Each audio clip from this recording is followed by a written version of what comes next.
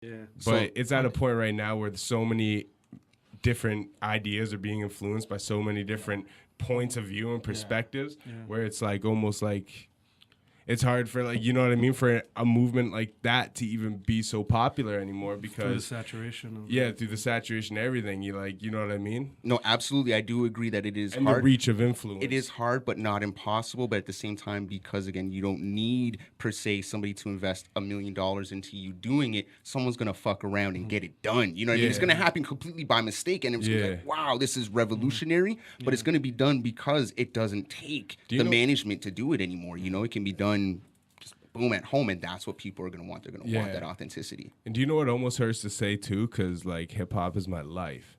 And I'm almost excited just for whatever's next. Like, I'm almost just excited to see what this new music genre is. Because, you know, hip-hop is so influential, it will play an influence in it.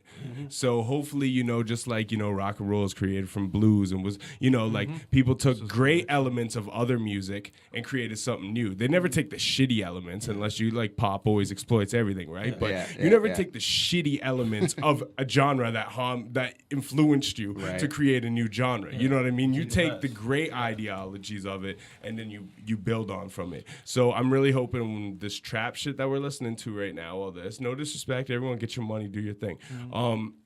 I hope that's not the evolution. I think there's something new that's gonna come, something that and it all comes. So it's like, you know, some trap shit is dope too. No, like, I agree. I like the idea of cyclical, and I understand the theory, but we have to also come to the conclusion that there's evolution as well. Yeah. So some things won't come back around. Yeah. Right? I don't see dubstep and like, back around. So it's one of those things where but now dubstep like reminds me of like everybody dance now. It's like the same thing like 20 years later. You know what I mean? Just a different version. But sorry, continue. Yeah. So I just feel like we're gonna end up somewhere different because everything is different. The environment's different. Yeah. I was just having a conversation with one of my colleagues, and he's like 21, right?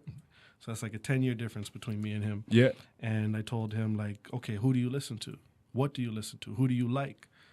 And he couldn't tell me. He told me that he just finds a playlist and hits play. He doesn't know who 80% of them are. Wow. And when something sounds good, maybe he'll look a little more into it, right? Yeah. So I haven't fallen into that yet, right? This whole playlist streaming era. But I was talking to him about how, you know, I like artists. Yeah, so if an artist proves themselves to be consistently good, I just look forward to their next project. Right. And he was confused. Yeah. Like he was like, nah, you know, I don't follow anyone.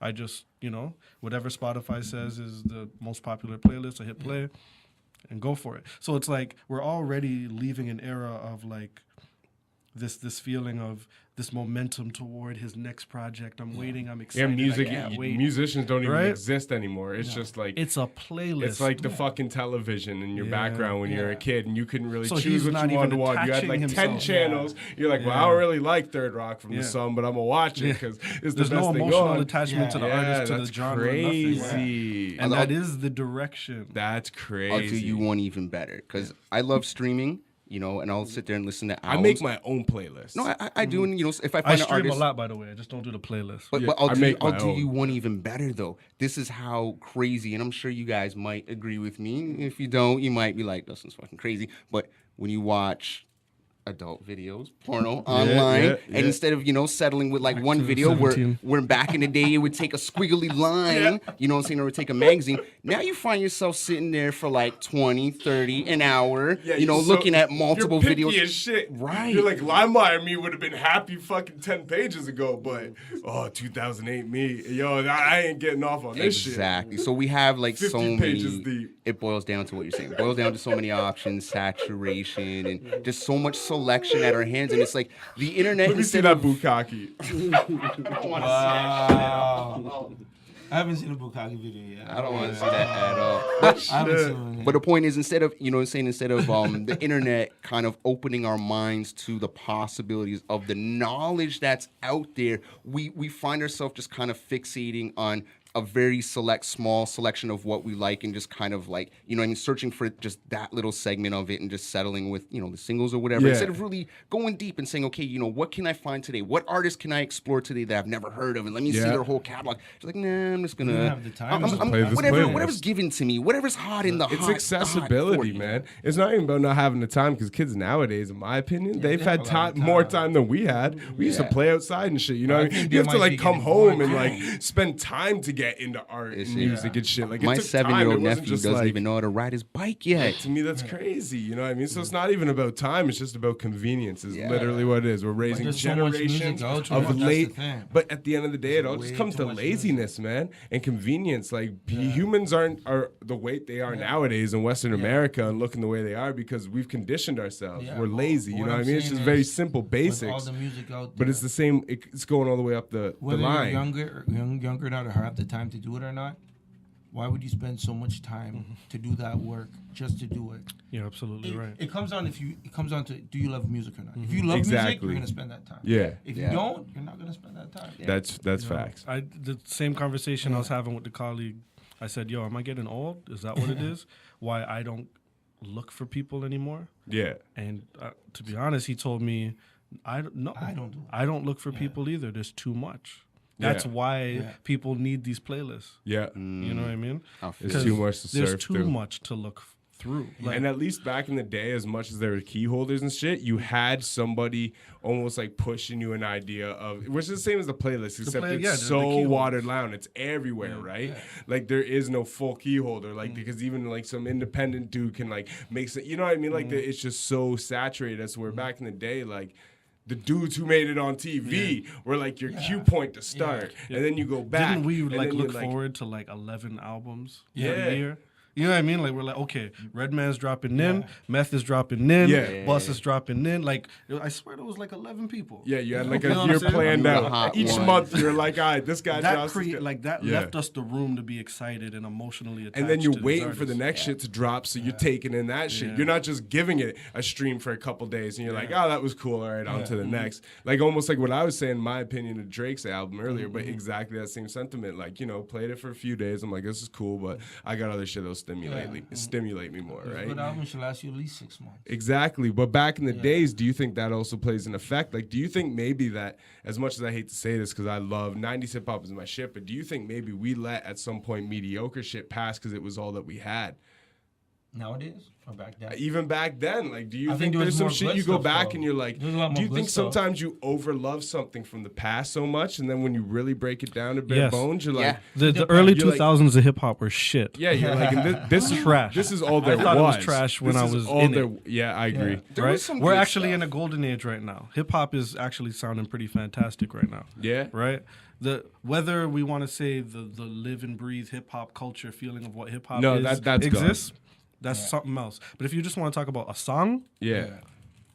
hip hop is doing great. It's doing way better now than it was in 2002. I'll tell you Yeah. that. And you know what? I agree. And when people criticize a lot of the hip hop artists of today, I try to say to them, well, what was given to them from the people who came before them? That was my You know what I'm thing. saying? Like, what did we do for them? What were the role models? You know? So And you know when we were talking earlier, and I said I considered Still Tipping a turning point. yeah. And that's exactly what I'm talking about. Like I remember seeing that shift in hip hop, and that's where I literally draw the line of where I felt it really heavily switched. And that's when I seen that line, and like I fucked with Still Tipping, you know what I mean? But I'm like, this is a subpar rap song. My but favorite it goes. rappers of all time And then dropped their that worst culture. albums in early 2000s. Yeah. Right? Like Busta Rhymes is in my top 5. Yeah, with some of his Worst albums are early 2000s. Yeah. Okay. Right? I think It Ain't Safe No More Method is dope. Man, Red. His first 3-4 albums, dope. Yeah. Busta had But a It run. Ain't Safe No It Ain't More was Safe still No More. dope. It was With the Dilla joints on But that I'm shit, saying too. The Coming, Disaster Strikes, Extinction Level Event, Yeah, Anarchy, yeah. and then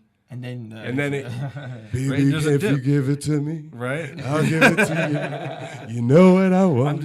I just feel like everybody, all our favorite rappers were. Yeah. I don't know. I think it was an industry thing, just the state. Even of, fucking Yeah, Mob J. Deep. Rollins What was was the that? environment. What was that Mob Deep I think it was- joint? Hey Love. Yeah, I hate Hey, when that's that a came bomb out. track. Yo, you know what? I liked it Like back that in the track. day, but it's the exact point. Like Yeah. you know Like what I who mean? was running Murder shit Me, in the like- early 2000s? Well, no.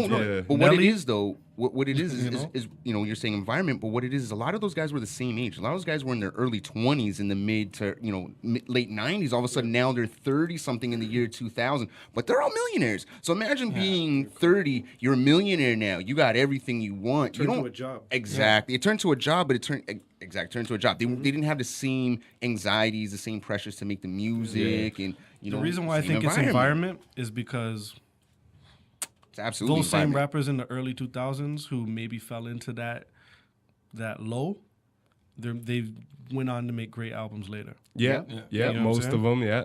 So people are talking about the new bus that's coming. It's supposed to be crazy, right? Yeah. Like I'm a big fan of the Roots. They have 1 million albums. Oh, yeah. Right. Oh. And their worst album is fantastic. But I'll probably look to the early 2000s if you're gonna ask me my least favorite. Yeah. And then they went on to drop more classics, right? Chronology, So I feel or- like it's just like you were saying, I guess, about the cyclical thing. Things are gonna constantly be changing in the Yeah. environment. Yeah. And at that time, things were, I think, at an all-time low on an industry level. Also, I think technology was changing too, because Yeah. Pro Tools was now becoming big, right? So the way they're making the music, they're not, chopping it up on the MPCs. They're not using the same samples. We're kind of getting into the computer era. And the whole then- Fruity Loops era. too. Exactly, but you That see the changed it a lot. progression. Ninth Wonder was one of the guys who really mastered Fruity Loops, and you see Yeah. how he was able to kind of change the sound, and Yeah. what a group like Little Brother was able to do, and from that we get a Drake and whatnot. You know what I mean? So as much as the early 2000s, it did have that shit. It's age, environment, technological changes. I think we're going through that right now as well. regional Age, ones. environment, technological changes. And That's when the Dirty South really took over, yeah, and that changed the whole environment of music. yep. Absolutely. But they've been, they took over as much for that, but because they were hustlers. They got a hustle mentality. Yeah. They understood the worth of being independent. Yeah, What that's true. fuck, like we were saying, still tipping. But that was the peak. Before that, they were all making money hand over fist as Yeah. independent artists in Houston. And when they got bought up, I believe, by Warner, that's when a lot of those guys, they put out one album, they faded into obscurity. And that's where I really seen the turning point just as a fan of hip hop. That's where I really that. That's what I referred the it to. cutoff? That was the tip of the iceberg where everything started to degress since then. Yeah. Because even at that point, I think a lot of whack records still had dope elements to them. Right, You know right. what I mean? Like a whack song might have a dope beat but I really think there was a digress there where just things like lyrically fell apart after that. And then soon enough, the sound started changing. And maybe that's why the degress happened, because it was Right. evolution at the same time as de-evolution in a lyrical sense. Maybe there's, but either way, that's where I really seen the transformation happen in hip hop. That's what I refer like the tip of the iceberg is.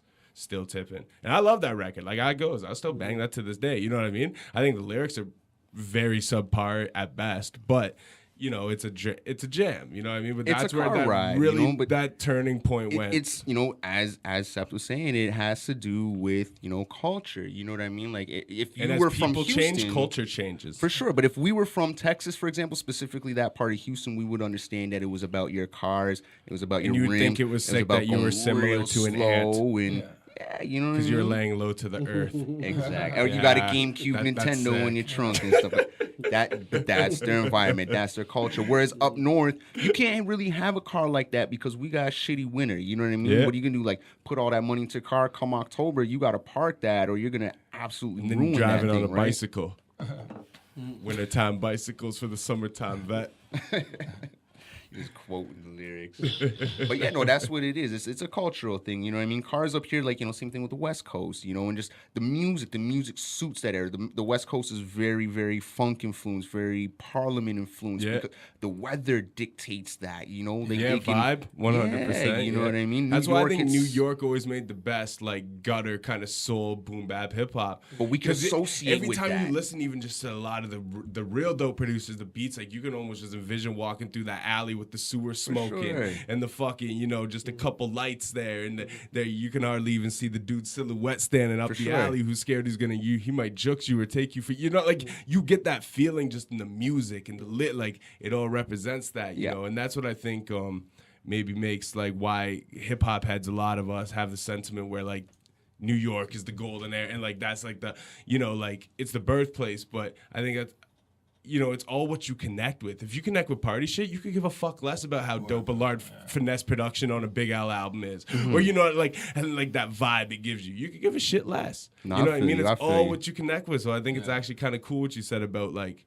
But I think that's the thing missing from hip hop now. It doesn't represent where it came from. Well, because It's it all becomes so trend trendy. riding. Exactly. So if this guy from Houston does something and this guy from New York hears it, he's going to try to do it. Or if this guy in Toronto does something, you know, someone in Atlanta might try to do it, right? You have certain cities that dictate pretty much what goes on in the culture, and everyone else is just trying to ride what those cities are doing. You know what I mean? Instead of saying, fuck it, I'm going to rep for my community. I'm going to talk about what's going on my block. And that's what I'm saying, where someone's going to fuck around in Nirvana and Wu-Tang the Game, because someone's going to come back and say, yo, this is what's going on the Danforth. This is what's going on Manhattan, whatever. There's and a lot people of are going to people be like, looking oh, for God something. damn. Exactly. There's a lot of us who are falling out of love with this music more and more by the day, and we're just waiting for something. It might be a whole new genre, like you were saying earlier. Somebody might create a new genre where all of a sudden the 30, 40, 50-year-olds are like, hey, this is a little bit more suited to where I'm at in my life. Like, I'm not even going to lie. Have you guys heard the new Young Buck track that came out like a month ago? No, but I just heard his new interview with Breakfast. Like, I know it's like a month old, but I finally just listened last night. It was like, yo, it was dope. Like, Dre's executive producing the album with 50. So that'll be interesting, firstly. But it's just cool, like, you know, at least he'll have some good ears on the final polish. Because Buck's always been ill, man. I always thought, like, I personally always thought Banks, punchline-wise, was the illest. But I thought, Buck was kind of the illest in the group, like, because he depicted stories as well. Like, he was more than just, like, punchlines. But his punchlines are ill. Well, he put out this track, and to me, it just sounded like a modern-day, almost like blues track, almost. You know what I mean? Like, it just had that type of vibe. Like, it didn't have the guitar riffs and whatnot, but it just had this vibe where it's like, that's pain music. That's grown man pain music. Same thing again. The Book of Ryan. There's a song on there called Cocaine. That's one of my joints. You know what I'm saying? That's just, you know. And shout out to my boy. Shout out to my boy Specs, for example. Like Specs got a few tracks on his albums where he's working on right now where it's like, God damn, homie, this is grown man music. You're saying something. You're putting your soul into it. So. You know, I do vulnerability. Exactly. See, ever since Prime 1, too, and this is kind of just a side subject of what you're talking about, but Royce specifically. I always liked Royce. Royce, to me, became a GOAT and not just a dope rapper. First Prime album. That's where the real vulnerability came into play. Where he's first sober and he started to reflect on his shit. Like, that album's full of vulnerability. Personally, wasn't a huge fan of Prime 2 as much as it hurts, because Royce is like in my top list, and Primo's my favorite producer of all time. So it hurts me to say it, but Prime 2 to me just didn't hold up to your expectations. Didn't hold up because it didn't have that level to it. It was just Royce trying to like almost recreate Boom over like 15 tracks, and then there are a couple slow joints where like, you know, like overall, you know, I thought it was pretty dope. Like, you know, I probably have 10, 11 songs I like on the album and more. Like, I'll listen to it all the way through. Like, I don't think anything's whack, but there's like very few songs on it that are like stand out, like punch you in your face. You know what I mean? Cocaine's one of those joints. He didn't even rap on the shit. Yeah, no, Cocaine was a dope track. But that's what goes back to, sorry, not to like cut you what you're saying, but just to the point of what I was saying earlier about vulnerability and how important it is. You're saying your favorite Royce is like sober post-therapy Royce. Well, like once Tabernacle. it became more in your music about your dick size and how sick you were on the mic. Because I love that shit. I love just like stunting on the mic. Like, I'm, you know, at the end of the day, battle MCs, like that's what catches my ear. Jay-Z I didn't like until I heard Threat. Then I had to go back and peep the catalog. So I'm like, I've been sleeping. Because I always just see, you know, I knew the main joints and I'm like, nothing special. Heard Threat and I'm like, dude can rap. All right, now what have I been missing? And one of my favorite MCs of all time. Catalog. You know what I mean? But it's like, so I'm that kind of dude, but there's something about a vulnerability, I think, in an artist that just connects you deeper than even what you respect most about. No, absolutely. And Royce has that track on his last album too, where he's talking about the day his son is born, the day his grandma died. Tabernacle. And he met Tabernacle. That was my favorite joint on his last shit. One day, right? And that's just the craziest shit in the world to me. But to segue out from that, you know, because that's a great track. To me, what Royce is trying to show and what I want to talk about, you know, maybe to close things off is mind projection. You know what I'm saying? Projecting what you want to accomplish. You know what I'm saying? Because I feel like you're kind of transitioning out as you want to accomplish something else. But, you know, I feel like people don't utilize this enough, which is, you know, the ability to really say, you know what, fuck it. I'm going to do this with my life and go out there and accomplish this. You know what I'm saying? Alchemy. turning lead to gold. Yeah. You know I'm what a I mean? very firm believer in the power of mind, but at the same time, too, another side thought is, and that's why I don't think I have that full, I've never had that full kick to like give it all up. I'm gonna quit my job. I'm gonna do this. Right. Because there's always been that backslide of doubt, and as the internet grows, it's like how many other people have that mentality? There's only room for so much in an oversaturated market. Yeah. You know what I mean? So even if like that mind state, like telling yourself you're the best every day, like Kanye got you to where you could be in that position at time when there was these obstacles and shit. Nowadays, if like all those mediocre ass rappers you hear and you're just like, no disrespect to anyone doing their shit, like cool, but like just from someone who really respects the poetry, it's like you're like anyone could write that. But anyone could write that, and everyone thinks they're the dopest. You know what I mean? So like that's why I think in nowadays industry too, you get a lot of cats because I think that power of mind that you're talking about is very strong. But I think unfortunately what happens is a lot of times the most artistic artists and the most powerful mentally and lyrically don't have that drive as to where some idiot is easy to gas himself up with that drive, and that's how you get an industry foot. You know what I mean? So even though power of mind and thought is so powerful, it's almost too powerful. But I'm not even if just the talking wrong about person industry, used to say that. But I'm not even really talking about just the industry, though. You know what I'm saying? What I'm saying is just in life in general. You know what I mean? Like, what you're going through, like in life in general. You know, like you wanna, for example, let's say you're single and you wanna be engaged by a particular time. I was reading this book and saying, what you do is you sleep in a particular portion of your bed. You make sure you have two toothbrushes in your house. You start doing things as if you already have that partner in your life. And what happens is the universe starts kind of correlating to make sure those things happen. Now, that's just one particular thing. And the other big thing about power thought, too, is though you have to be wise enough to realize what opportunities are. Right, because sometimes there's something as simple as talking to the person on the corner of the street. Exactly, and taking opportunities, taking chances. When that gut gives you that feeling, you got to follow it. Right. No, but I just feel that, we don't utilize that enough, and it's not just necessarily in the music industry. It applies to everything that's all around the globe. We're doing in life. And, if people started using it, get a lot further in life. And really what you're saying, too, is like that's like a segue to a whole new episode because that all goes on then we can start talking about energy. We can start talking about you can start talking about everything. You know what I mean? All these things, but they all correlate, right? So I think I agree with you very much. But we got like a little less than 10 minutes left on the podcast. So let's keep it. We can't start digging into that. That goes to talk about. I just wanted to end it off on a positive note. I dig it. You know what I mean? That's the truth right there. But there's a lot of that. That's just such a stem off. So we'll come back to that. We'll come back to that. I'll say one thing to that. I remember I was at a family gathering, and one of the elders of the family wanted to play, I guess, a mental exercise game. So they asked everyone in the circle, if you could have your own store, what would it be, right? So you got, 70-year-olds telling you what their store would be. My mom said what her store would be, aunties, cousins, whatever. And it came around to me, and for some reason I was so irritated by the conversation. I didn't feel connected to it. So I just said, I don't know. I don't know what store I'd have. Yeah. And I remember the response of this person. She mentioned that I don't dream, or I'm not creative, or I'm not, you know what I mean? Yeah. And her response kind of triggered something because I realized that none of those things are true. I am creative. Mm-hmm. Yeah. I am a free thinker. I am all these. And I realized, I don't know what store I would have because I'm doing everything that I would want to do, right? Yeah. Like my store is septo.ca. Yeah, you don't. You know what I'm saying? saying? Where So, you're doing what you love. I realize in that moment, a lot of people like to dream. Yeah. Right. They like to imagine and talk big things. Yeah. How many meetings you guys have with people that, an hour will go by and nothing substantial actually. Exactly. Absolutely. You don't even know what to do tomorrow because I don't know what the fuck we were talking about other than big things for the last hour, right? So it's sort of like, to your power of the mind thing, I think it's as simple as just do it. Yes. Just do what you want. Yeah. You know what I mean? Yeah. Like you can do whatever you want. Yeah. You know what I mean?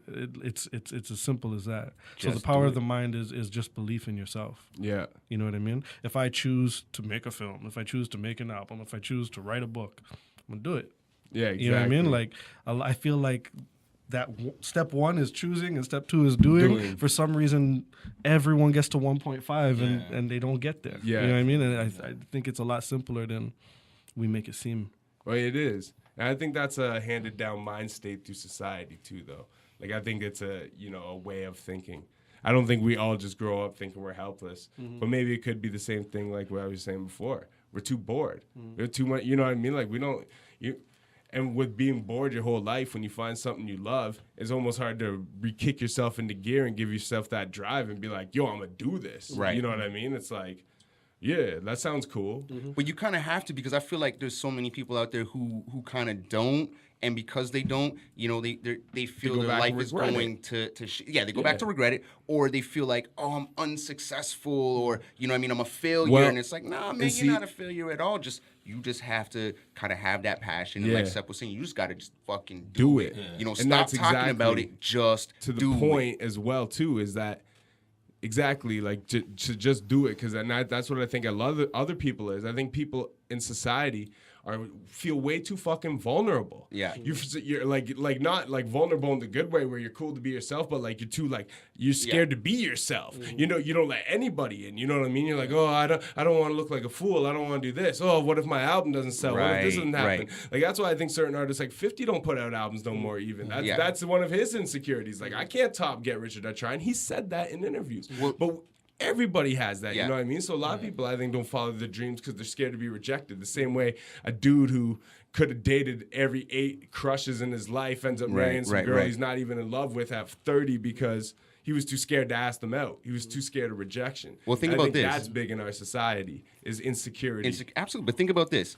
Babe Ruth used to be known for having the most home runs of all time, right? Yeah. But did you also know that Babe Ruth had the most strikeouts of all time? Hey, right? Michael Jordan, you'll miss every 100 shots you don't take. Exactly. So that's what people should take away from this episode more than anything. You know what I'm saying? It's the maturation of this man right here. Yeah. Seems like I don't know how we started with pedophilia and ended with something so real. Hey. We got to end on a positive note. That's Turono Talks right there. You know what I mean? It's all about progressive conversation, whether it be controversial or not.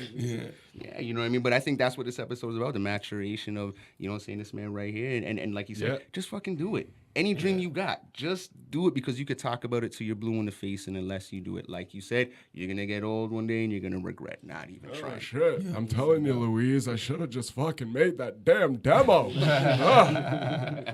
I would have had a flex bomb. You don't know what that is. You're only 30. Nice, man. So we got about like 2-3 more minutes here before we wrap it up. So, give us the information again on the film, acdoc.com, and when it's gonna air again, or when it's gonna be screened, Tiff and